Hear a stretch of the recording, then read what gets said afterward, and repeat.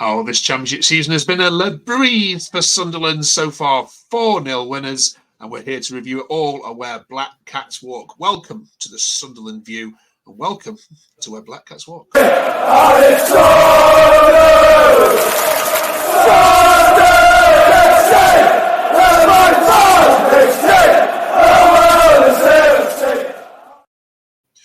We are back with Leo, who is joining us all the way from across the other side of the world. So apologies for any breakdown in communication on this one. Let's just see if you can hear us okay. Leo, how are you?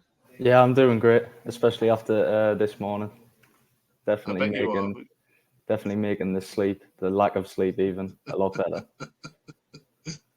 Welcome back to Where Black Cats Walk. If you haven't yet subscribed, please do so. We are here with a whole group of Sunderland fans throughout the season, reviewing all the Sunderland games. On this week's episode, we are obviously going to review all the goals, all the drama from that amazing 4-0 win against Sheffield Wednesday. We're also going to talk about central defenders ranked. Who's the best ever pairing of central defenders that have ever played for Sunderland? And how did this lot currently rank up? And we're also going to ask about the Premier League and get Leo's views on that as that returned this week. First of all, though, let's jump back a little bit for the week. Carabao Cup. Quick exit to Preston. Could you be any less bothered about that? Not at all. And I think that is the same for the club, if I'm honest. Obviously, teams and fans won't complain if there is a cup run involved in their season, but we started a lineup full of players who will not start on the weekend and haven't started on the weekend. We try to bring some of our starters on late in the game to try and salvage something, but in terms of the result and being out the cup, I mean, I would love a FA Cup run, but in terms of the Carabao, I don't think we're too fussed about that. Okay, fair. Yeah, it was Sunderland's C team, wasn't it? Not even a B team to begin with. Yeah, and then Bellingham, of course, has agreed a new contract. How was that news? How's that news gone down? Was that expected, or was that a nice surprise? It's a nice surprise. 2028, I think, is what he signed to, and there's been a lot of noise, primarily from Crystal Palace, about signing him this summer. And what we were saying, I think, coming out of our camp is we wanted 20 mil or nothing. Now, obviously, he's not worth that now, but we are looking at the player he can be. And just to get him penned down for a few more years, if anything, if he doesn't stay, just bumps that value up that little bit more. So, yeah, great news. Absolutely, yeah. And you think he is improving? I mean, I've watched him a lot last season, and I felt he just about did enough in games, but I never watched a game where he's lit it up. But I suppose he's been playing the shadow of Jack Clark a bit. Well, how do you rate him from what you've seen of him so far?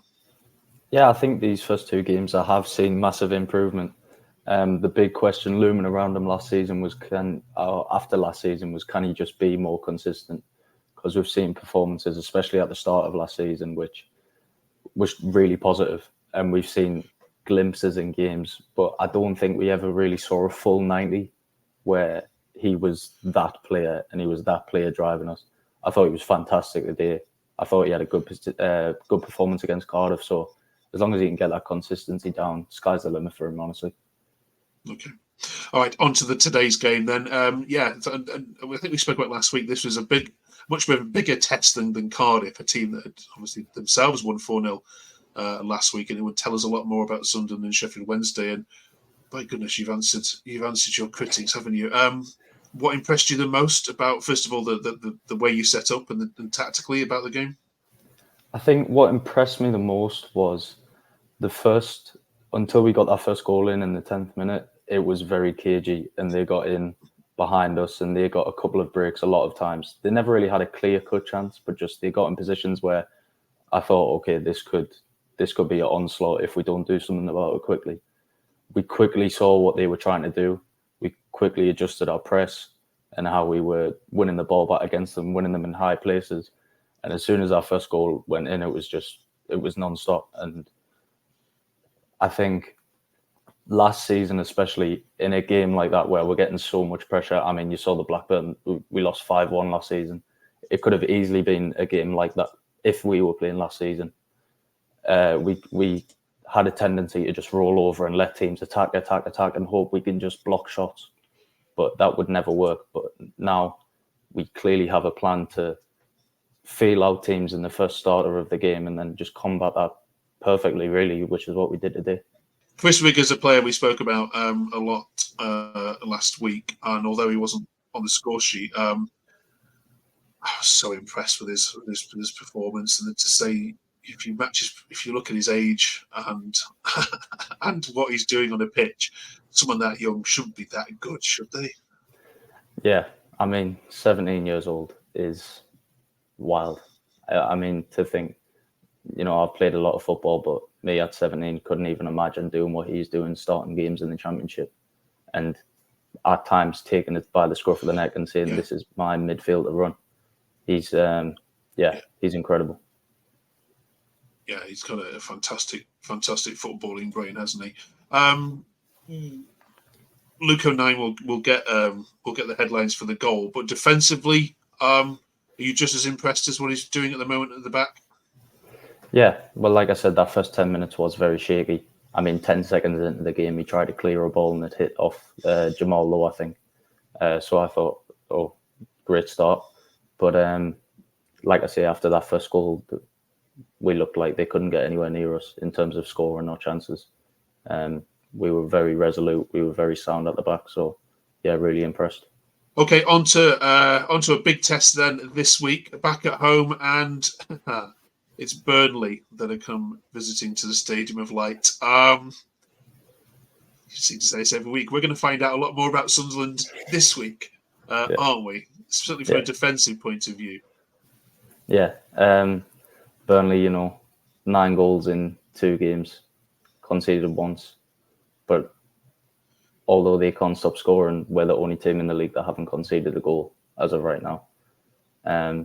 So, yeah, it's going to be a very big test. But I'm confident we can get a result. Whether that's a win or not, I don't know. But we're on such a high at the minute. And with 40,000 fans behind us, we can get a result against any team. Absolutely, yeah. A fantastic attendance today. Okay, we're reviewing positions then each week on the Where Blackcats Walk. Last week we looked at goalkeepers. This week we're looking at central defenders. Let's have a look at your group of centre-backs. You've actually got quite a lot on your books still.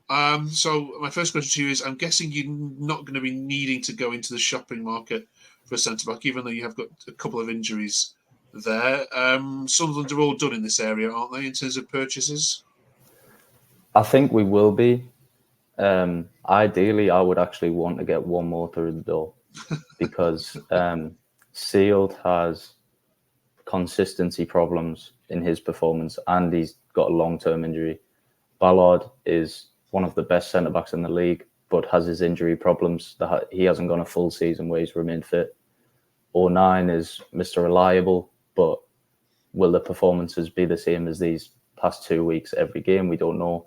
And unless he's the same with injuries, we've been awfully damaged by injuries.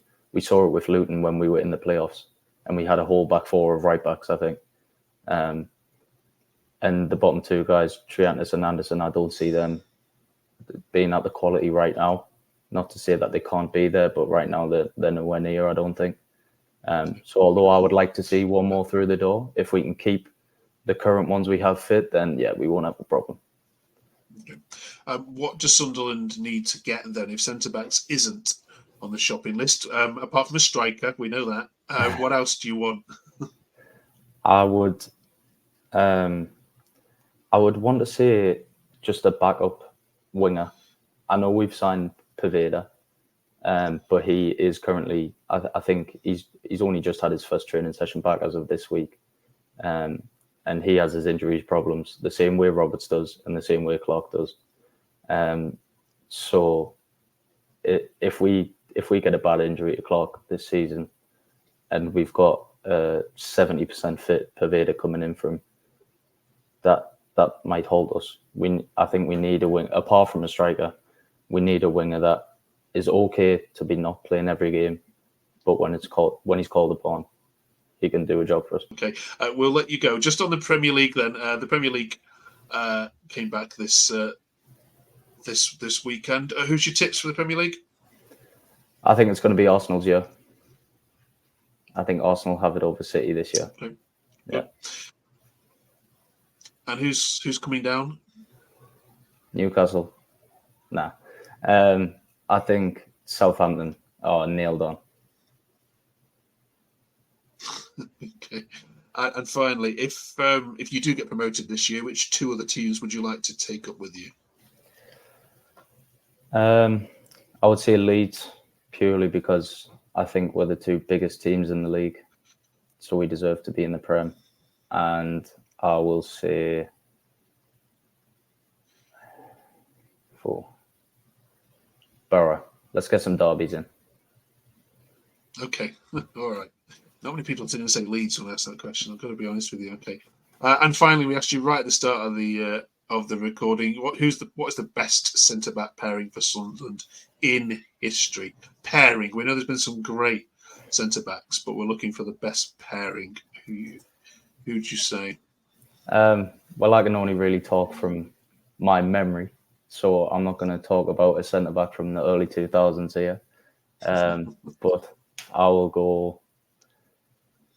There was one season where we had John O'Shea and Yunus Kabul, and Yunus Kabul would find himself on the left wing 5 times a game. And even though it might not have been the best, I just love seeing it. So I'll just go with that. Sunderland fans, comment below. What's the best centre back pairing that has ever put on a Sunderland shirt? Thank you, Leo, for staying with us throughout all those technical issues. Really appreciate it. Good luck against Burnley, and we'll catch you next week. Cheers, fella. No problem.